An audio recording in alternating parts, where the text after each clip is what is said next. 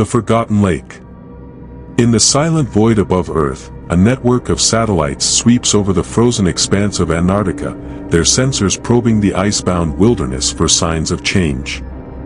Among these eyes in the sky, one satellite detects an anomaly, a body of water where there should be none, its presence defying the frigid temperatures and the absence of salt that would make such a discovery impossible. The anomaly registers as a blip on the screens of the monitoring station, a subtle hint of warmth in a world of ice, intriguing the scientists who first noticed the irregularity. They pore over the data, their excitement growing as they realize they've stumbled upon something extraordinary. The news of the discovery spreads quickly through the scientific community, sparking debates and speculation. How could a liquid water lake exist in such a cold environment, and without any trace of salinity? The questions pile up, demanding answers. An international coalition of researchers is swiftly assembled, drawing experts in geology, microbiology, climatology, and glaciology. This diverse team shares a common goal: to uncover the secrets of the mysterious Antarctic lake. Preparations for the expedition are made with urgency and care. The team knows the challenges that lie ahead: brutal cold, unpredictable weather, and the logistical nightmare of transporting equipment across the ice. The journey to the site is fraught with difficulties, but the team presses on, driven by the promise of discovery. As they establish their base camp near the anomaly, the magnitude of their undertaking becomes clear. They are on the brink of exploring an uncharted natural wonder. Advanced drilling equipment is airlifted to the site, and the team begins the delicate process of boring through the ice. Every inch closer to the lake adds to the tension and anticipation. Finally, after days of continuous effort, the drill breaks through to the lake below. The team gathers around the borehole, peering into the dark abyss that opens up beneath them, a direct passage to a world unseen by human eyes. Beneath layers of ancient ice, the groundbreaking discovery was made. A new lake, hidden from the eyes of humanity for millennia, was found, its existence a secret veiled in ice. This lake, later dubbed the Forgotten Lake, was about to become the center of an unprecedented scientific endeavor and a harrowing tale of survival. The team was eclectic, composed of some of the world's most distinguished biologists, geologists, and a single, brilliant astrobiologist, Dr. Elena Hayes. Their mission was clear: to explore this subglacial lake and uncover its secrets. The excitement was palpable as they drilled through the ice, technology allowing them to peer into Earth's hidden depths for the first time. As the icy crust gave way, revealing the dark waters of the Forgotten Lake, the team was not prepared for what their cameras captured: shapes moving in the water, forms of life that defied all known biology. These were not mere microbes or primitive aquatic plants, but complex, predatory creatures thriving in the cold, dark abyss. Their sleek, bioluminescent bodies glided through the water with an eerie grace, illuminating the lake's depths with flashes of otherworldly light. The creatures seemed to possess an intelligence in their movements, coordinating in ways that suggested a social structure or perhaps a hierarchy. It was a stunning revelation that such life forms could exist in complete isolation from the surface world, evolving in the perpetual night of the Antarctic depths.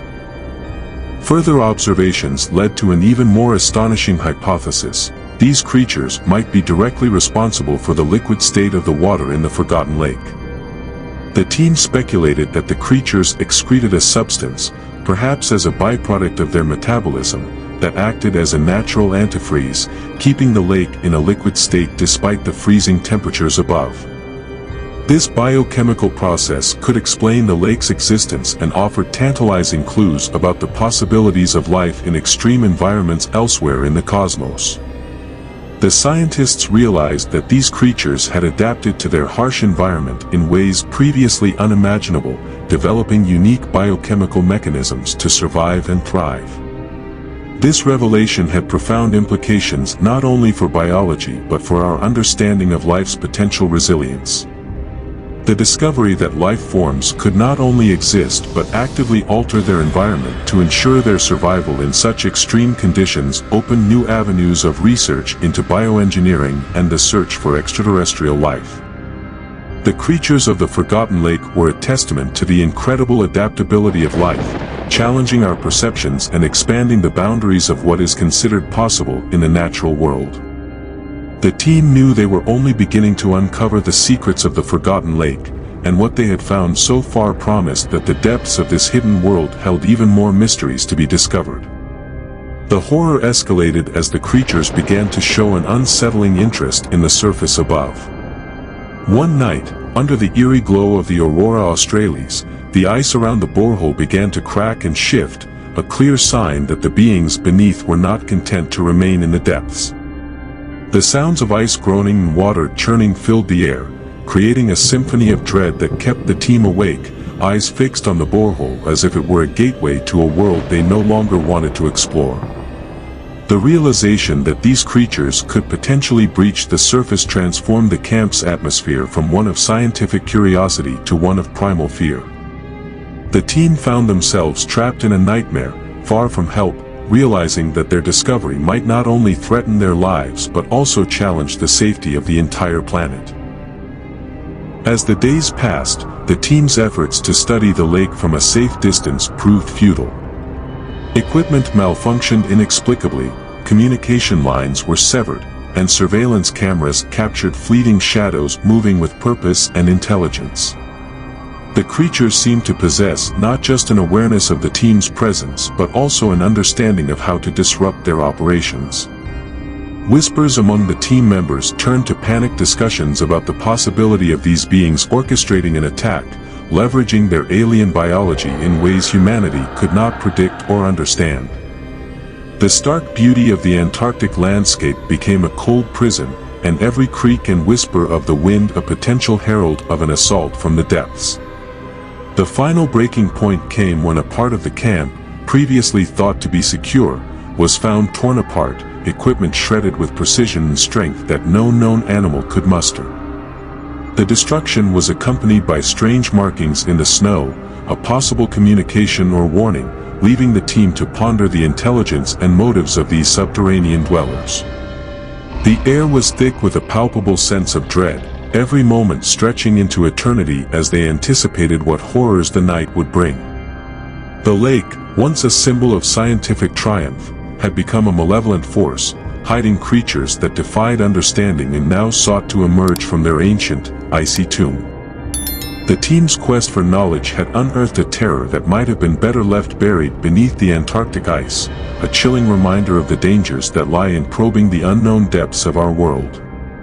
Dr. Hayes advocated for extreme caution. She argued that these creatures, having evolved in complete isolation, might pose an unimaginable threat to global ecosystems. Her warnings, however, were met with resistance. The potential for groundbreaking scientific discoveries blinded some team members to the risks. As they debated, an unprecedented storm hit, isolating the team from the outside world. Their communications were severed, leaving them trapped in the unforgiving Antarctic wilderness with a burgeoning threat lurking beneath the ice.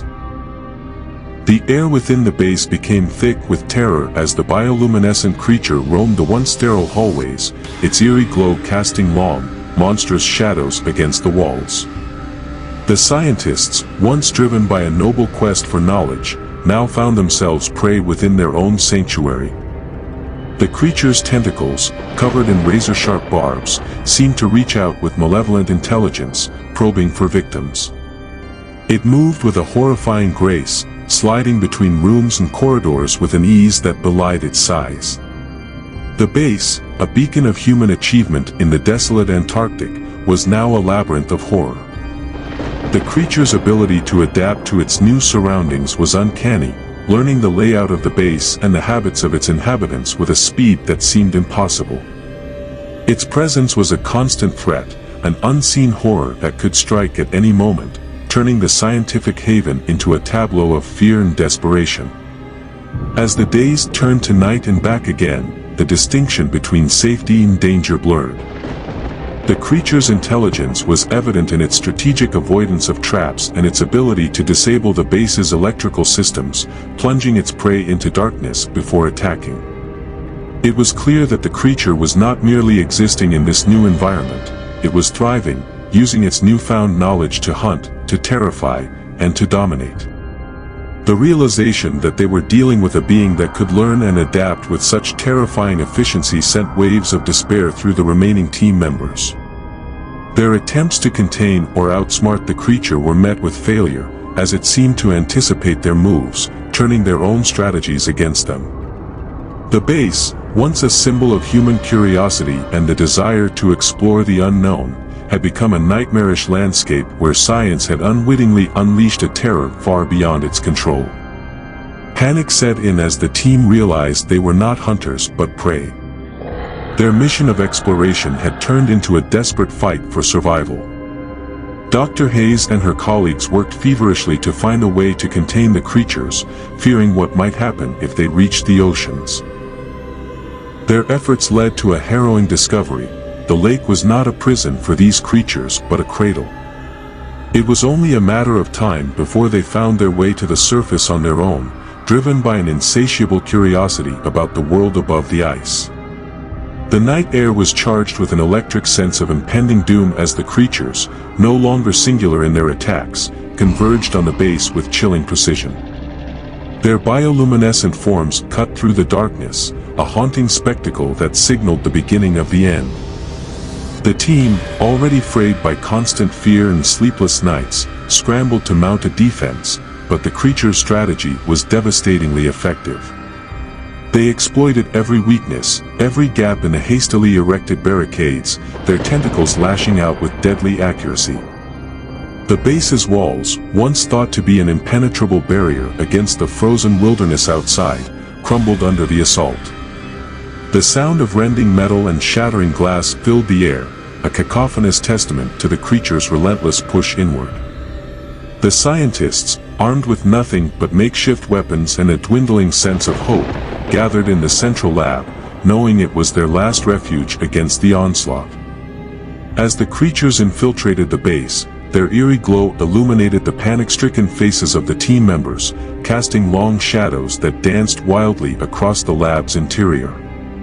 It was in this desperate hour, backs against the wall, that the true horror of their situation became undeniably clear.